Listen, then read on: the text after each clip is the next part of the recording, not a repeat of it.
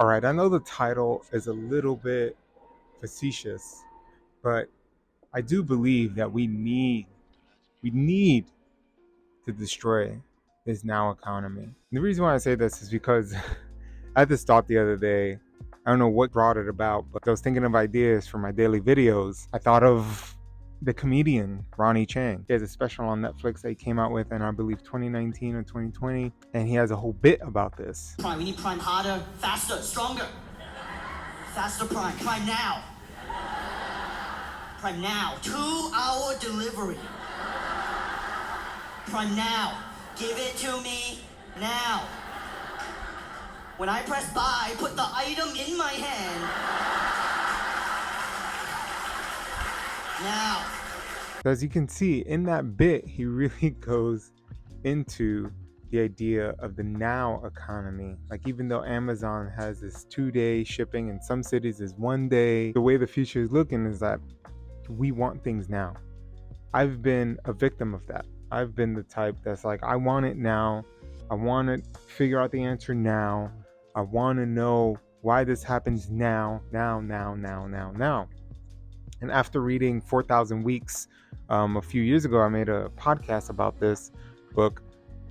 I decided to take it easy. Be okay with things taking a little longer. Be okay with the fact that maybe if I go on Amazon and it doesn't have 2-day shipping, I know that I have to go to the corner store. I might have to pay a little, which is not ideal, but I see it as at least I'm supporting a local grocery chain versus the gigantic Amazon, right? Because if you do that, what is our future leading us to? People say, you vote for policies and things to change in your city. Maybe you don't vote, right? What about voting with your dollar? You're doing that every single day with the things you buy. So I try to think of things through that. And back in the day, we lived a slower life. Maybe we got sick less. I don't know. That's a half truth. I got to look into it. I notice our brains and what's happening to it. The now economy. I've been on a shtick of talking about social media and the harms that it has on society, and how I spoke about it in the first video of the 60-day challenge, of how Jonathan Haidt and a lot of his colleagues have been really preaching this and looking at the data and showing the data. I highly recommend his Substack, because you see the data and it's very clear that social media is not good, right? It's not good for the younger audience, and what is that going to entail in the future for them?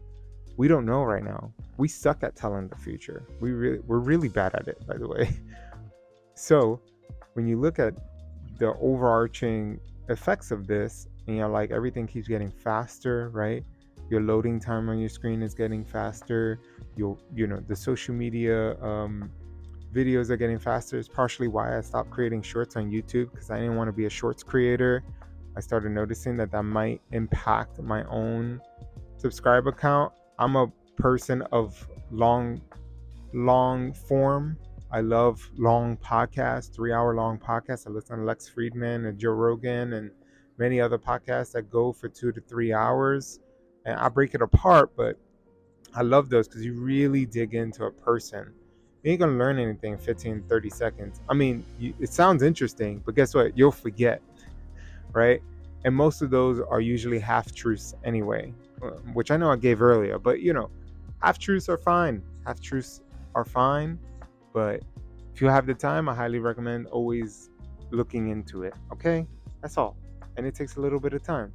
But this fast, go is not benefiting you and I, regular people like us. It's benefiting those at the top. Fast food, fast dating, right? Fast everything. Everything is going fast. And something I struggle with, because I like to be efficient. I like to be quick. I like to do things. And I'm not saying it's entirely bad and across the board. I just think this now economy that we live in, where you need everything now, and if it takes too long, it starts really bothering you. I remember thinking about it. I kind of beat myself up about it, but let me give you an example. So when I was was doing a long drive, a little road trip not too long ago. And at one point of the road trip, and if you've ever gone on a road trip, it's really tough to find like healthy food to eat. So sometimes you have to cave in and do your best. And that's what happened to me. So it was very early in the day, and I went to go get gas. I'm starving. Gas station snacks are not it. I've been having snacks on the road, protein bars and nuts and seeds and stuff like that. I wanted something hot. I wanted a hot meal. The only thing around this area, because it was a small town, was a McDonald's.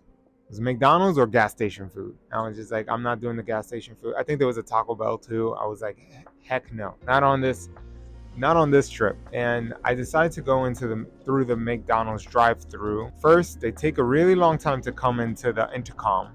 So I'm sitting there, I already kind of have an idea of what I want. I'm trying to get some beef patties and unsweetened iced tea, and that was about it. I think there was something else that I ordered too, but I already knew what I wanted.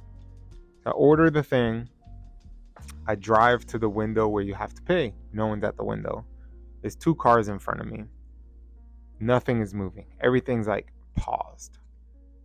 And I don't know if it's since COVID. I don't know if you feel like me. And I've been thinking about this. Like, things have gotten pretty shitty since COVID ended. Things have been slower.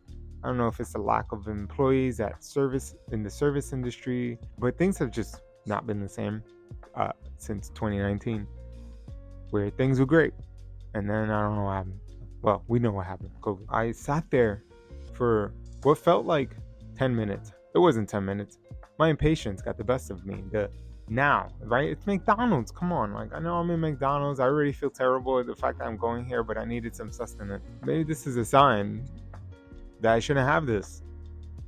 And just continue with my snacks and eventually get a hotter meal in a bigger city that I pass, or bigger town that has more options. Hopefully a Chipotle. That's my go-to. So I literally backed up. Luckily, no one was behind me. And I curved out. Like, I made the order. I didn't pay or anything like that. But they just took forever. And the cars in front of me were just sitting there idly. So I left. And as I was driving and hopping back on the highway, it dawned on me. I was just like, why are you being so impatient? Just because you've been spoiled. We've been spoiled. I was just like, yeah, I could have waited. I wasn't in a rush necessarily. I didn't have to be there by a certain time to my destination. But yeah, it made me think back. What am I in a rush for? Am I rushing to my death? No. This is a reminder to y'all. Where are you rushing in life? It's a reminder to take it easy, take it slow.